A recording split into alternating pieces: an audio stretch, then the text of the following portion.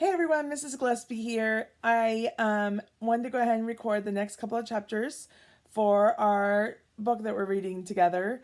And if you notice, I've been changing rooms. I've been trying to move spots as I read, and hopefully, maybe Taco will make an appearance in one of our videos. Right now, he is sleeping on the couch. So, anyways, but I was so excited because the actual book came today, so I have to read it from my phone so you can see what the cover looks like. Kind of cool, crazy cover. We are on chapter 7, which is called Santiago, and it's a very short chapter, so I'm really glad we read 2 chapters at a time. So, chapter 7, Santiago. Santiago didn't get a dime from Miss Linda's lottery winnings. That's what happens when you stay home sick. So, look at that. That's pretty funny. Okay, chapter 8 is called Zymina. Every day on Zymina Zuxa's walk home from school, she stopped at the strip mall. She would high-five the florist.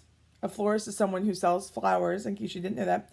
Pick up some caramelos for her abuela, that's Spanish for grandma, and grab a new brochure at the travel agency. Her family couldn't afford to travel, but Zymina liked getting lost in the pictures of faraway islands and famous landmarks. I wanted to show you the picture before I keep going.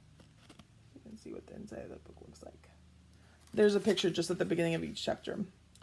But not today. Today, with her check for $1,037,037,037.04, Zymina ran home as fast as she could. She skipped her usual stop at the strip mall. The florist was ready to high-five her, but all he saw was a girl-shaped blur run by.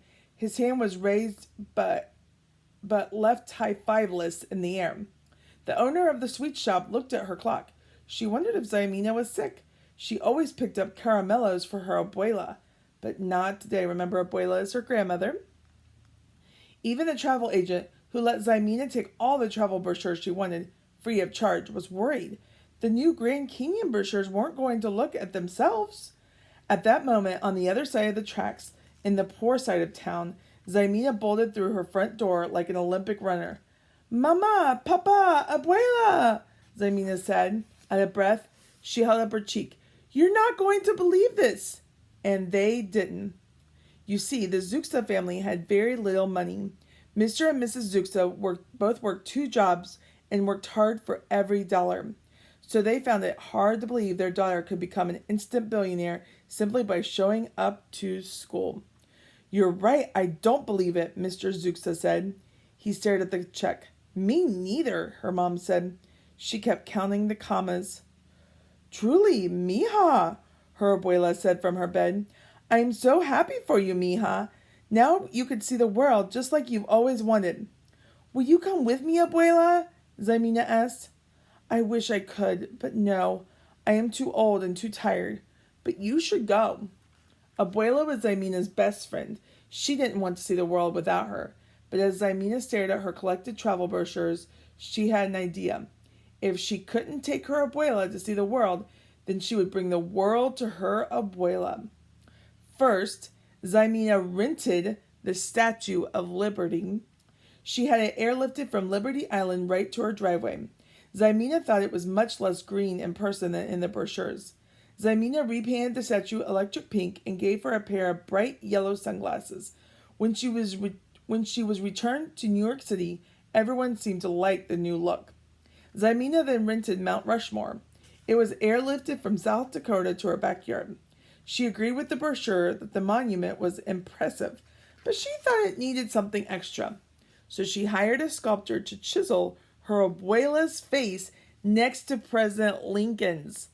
It was her abuela's idea to add a mustache and a mohawk.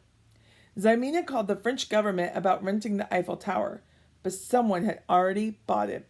Zymina wondered if it was someone in her class. Zymina spent her fortune renting other famous landmarks. She rented the Great Sphinx from Egypt, the Great Wall of China from China, the Taj Mahal from India, and the Leaning Tower of Pisa from Italy. She even rented Big Ben from England. Though it was only temporary, the Queen was not pleased about it. Abuela loved everything that Zymina brought home for her to see, except for Stonehenge, which Abuela called just a bunch of rocks. When she ran out of enough money to rent new landmarks, Ximena had just enough left over to buy her abuela a brand new and very comfy bed and a lifetime supply of caramellos. Together they looked at new travel brochures. They didn't have a lot of money, but they had a lot of love, which, like the brochures, was free of charge. That is the end of chapter 8. And the next video, I'll start with chapter 9. See you guys later. Bye.